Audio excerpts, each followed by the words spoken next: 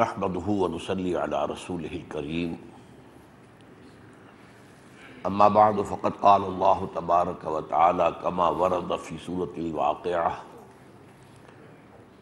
اعوذ بالله من الشيطان الرجيم بسم الله الرحمن الرحيم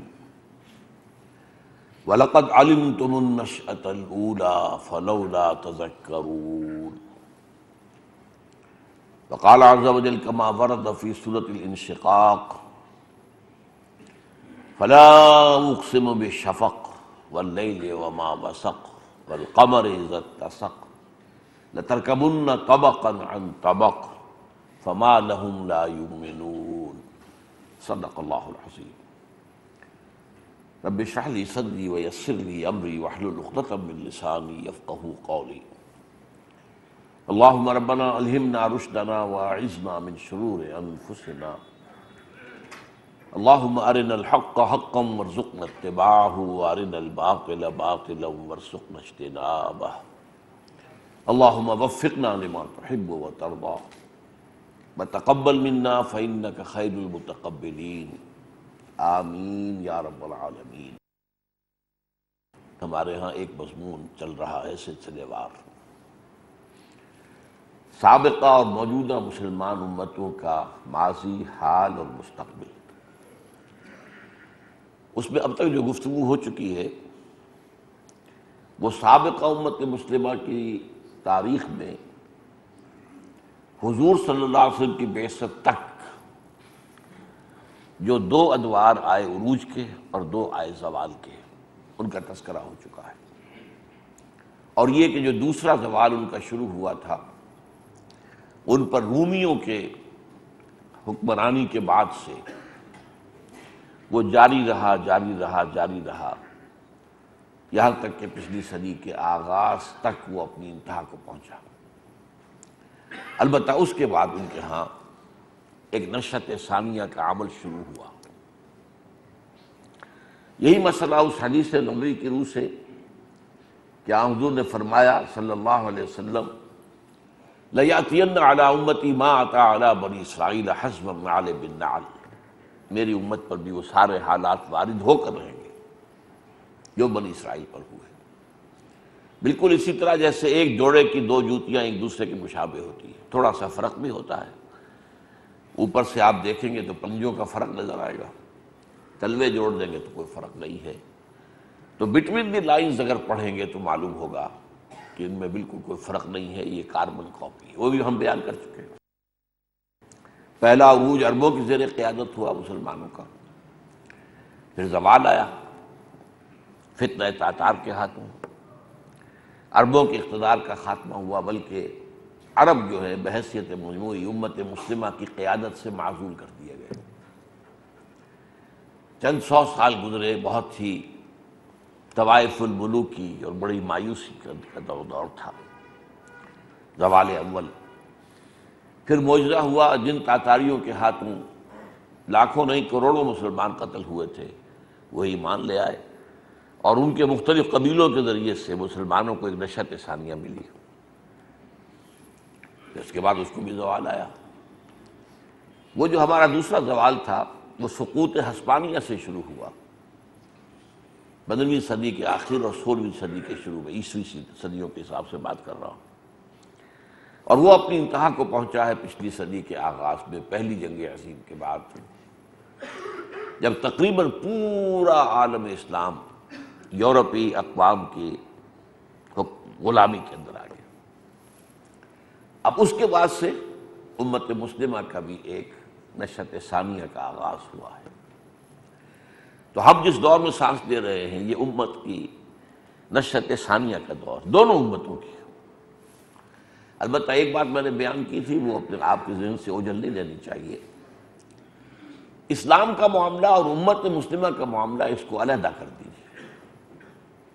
اسلام کی تو نشأت اولیٰ ہوئی حضور کی بعثت اور خلافت راشدہ، لیکن اس کے بعد سے اسلام کا زوال شروع ہو گیا، اور وہ زوال آج تک جاری ہے۔ وہ امت مسلمہ کا معاملہ ہے، مسلمانوں کا بحیثیت قوم، کہ خلافت راشدہ کے بعد تو ان کے اصل عروج کا زمانہ آیا ہے، بنو عباس کا دور، عظیم ترین مملکت دنیا میں وہ تھی۔ لہذا مسلمانوں کو 2 مرتبہ عروج اور 2 مرتبہ زوال ہو چکا ہے۔ اسلام ایک ہی مرتبہ عروج کو پہنچا تھا، اس کے بعد سے مسلسل زوال میں ہے آج تک۔ لیکن اس کے بعد ایک نشرت ثانیہ اس کی بھی شروع ہوئی ہے، ایک عمل ہے اس کا۔ تو اس میں سب سے پہلے تو میں نے آج جو 2 آیتیں پڑھی وہ سورہ واقعہ کی ہیں۔ وَلَقَدْ عَلِمْتُمُ النَّشْأَةَ الْأُولَىٰ فَلَوْلَا تَذَكَّرُونَ، یہ مضمون قرآن میں آیا ہے اصل میں اس حوالے سے کہ انسان کی ایک پیدائش وہ ہے جو رحم مادر سے شروع ہوتی ہے اور وہ مختلف مدارج طے کرتے ہوئے ایک انسان، ایک ننھا سا انسان دنیا میں آ جاتا ہے۔ اس کو تو تم جانتے ہو، لیکن جو نشأت آخرہ ہونی ہے دوبارہ، وَأَنَّ عَلَيْهِ النَّشْأَةَ الْأُخْرَىٰ، یہ کہا گیا ہے سورۃ النجم میں، اس کو تم ماننے کو تیار نہیں ہو۔ کیسے ہوگا؟ کیسے دوبارہ پیدا کر لیے جائیں گے؟ تو خدا کے بندو یہ سوچو، پہلی مرتبہ پیدا کرنا آسان تھا؟ ایک گندے پانی کی بوند سے انسان کو بنا دینا آسان تھا؟ اگر یہ روز آپ دیکھ نہ رہے ہوتے تو کوئی بتاتا کسی کو کہ ایسا ہو سکتا تو کوئی مانتا؟ تو وَلَقَدْ عَلِمْتُمُ النَّشْأَةَ الْأُولَىٰ، وہ تمہیں معلوم ہے، جانتے ہو، نطفے سے اور ان تمام مراحل سے ایک مکمل انسان، اسی میں سے آئنسٹائن نکل آیا ہے، اسی میں سے ڈارون نکل آیا، اسی میں سے شیکسپیئر نکل آیا، اور تو اور اسی میں سے انبیاء نکلے، اسی میں سے رسول نکلے، اسی میں سے اولیاء اللہ نکلے۔ تو یہ نشأۃ الاولیٰ جو ہے اس کو تم جانتے ہو، پہچانتے ہو، تو پھر نشأۃ اخریٰ جو ہے اس میں تمہیں شک کیوں؟ یہ میں نے آج خاص طور پر آیت اس لیے پڑھی ہے کہ اس وقت امت مسلمہ جس حال میں ہے اس میں اس بات کا امکان کہ دوبارہ نشأت ثانیہ ہو جائے گی اسلام کی، اور تیسری مرتبہ نشأت ہو جائے گی ثالثہ مسلمانوں کی، یہ ناممکن سا نظر آتا ہے۔ بالکل وہ کیفیت ہے آج جو بنی اسرائیل پر جو عذاب آیا تھا 587 قبل مسیح میں نبوکدنضر کے ہاتھوں، یروشلم جو ان کا مرکزی شہر، وہاں ان کا خانہ کعبہ، ہیکل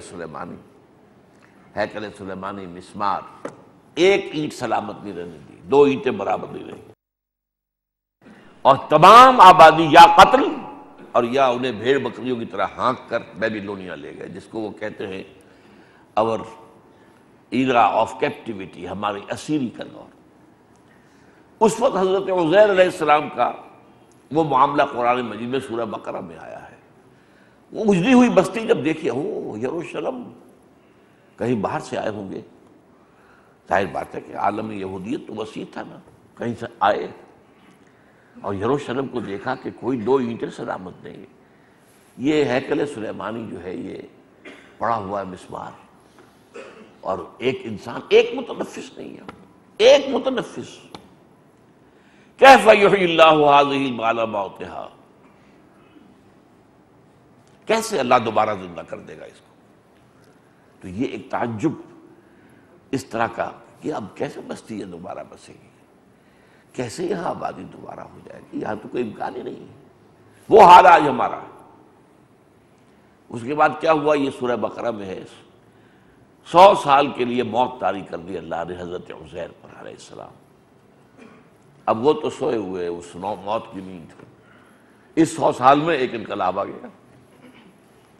یہ جو نبوکدنضر لے گیا تھا لاکھوں یہودیوں کو قیدی بنا کر، اس پر حملہ کیا ایران کے بادشاہ نے، سائرس کہ خورس،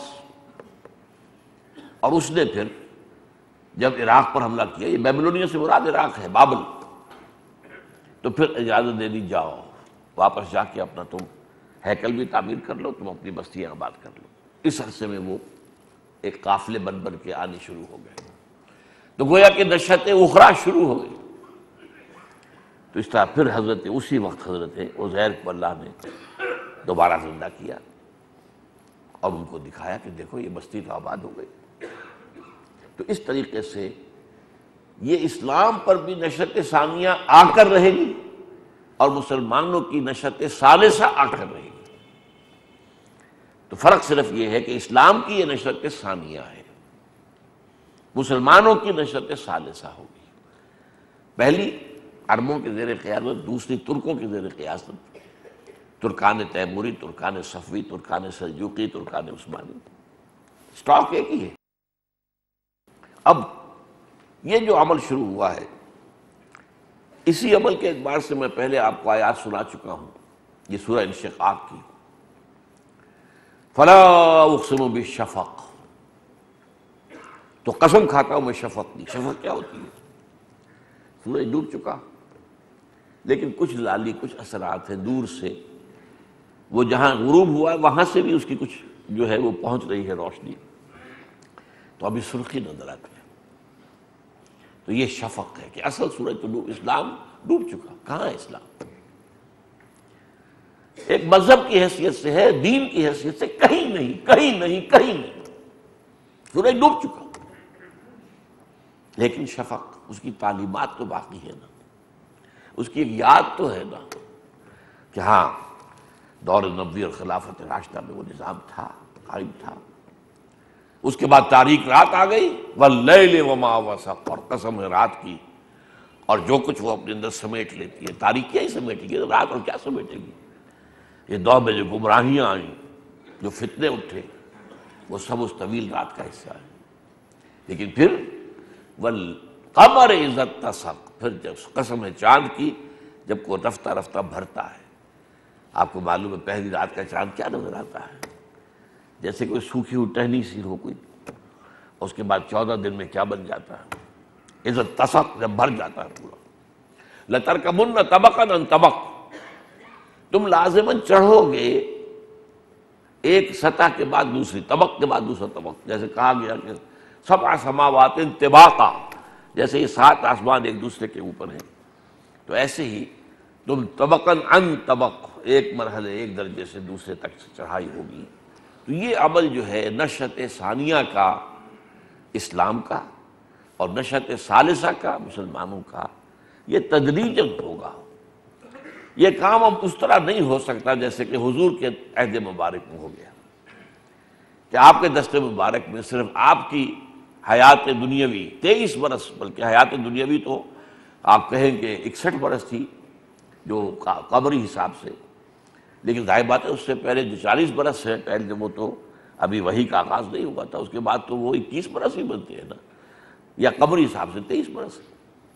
تو اس حوالے سے یہ 61 برس جو ہے یہ شمسی حساب سے ہے، حضور کی حیات دنیاوی جو ہے قمری حساب سے 63 ہے، لیکن اس کے بعد انقلاب آ گیا، ایک ہی نسل میں، ون لائف سپین، ایک فرد کھڑا ہوا دعوت دینے کے لیے، اور ایک عظیم جو ہے نظام دنیا میں برپا صلی اللہ علیہ وسلم۔ یہ کام نہیں ہو سکتا، ہونا ہے لیکن یہ ہوگا درجہ بدرجہ، درجہ بدرجہ، درجہ بدرجہ۔ اب اس وقت میں جو یہودیوں کا عمل شروع ہوا، جن مراحل سے گزرا، وہ بیان کر چکا ہوں۔ 1897 کی protocols of the elders of the Zion, 1917 میں آپ کو معلوم ہے بالفور ڈیکلریشن، انہیں اجازت مل گئی، جاؤ اب جا کے فلسطین میں آباد ہو سکتے ہیں، جائیداد خریدو، مکان خریدو، کھیت خریدو، جو ہونا ہو۔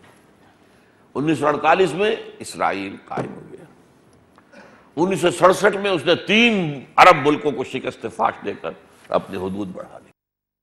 یہ اس کی نشأت ثالثہ، اس کی نشأت ثالثہ ہے، کیونکہ 2 نشأتوں میں تو گزر چکا تھا یہ، لیکن اس وقت اس کا ذکر بھی مجھے کرنا ہے۔ مسلمانوں کی جو نشأت ثانیہ کا عمل چل رہا ہے، بس نشأت ثالثہ اس میں گڑبڑ ہوتی رہے گی میری گفتگو میں، اور اسلام کی نشأت ثانیہ یہ اب ساتھ ساتھ چل رہے ہیں، یہ دونوں ملے ہوئے عمل ہیں۔ اور یہ بھی جان لیجئے، جیسے کہ ابھی میں نے کہا تھا، یہ دونوں علیحدہ بھی ہیں لیکن ایک بھی ہے، ملے ہوئے بھی ہیں، اس لیے کہ جیسے کہ علامہ اقبال نے کہا، تو نہ مٹ جائے گا ایران کے مٹ جانے سے، نشہ میں کو تعلق نہیں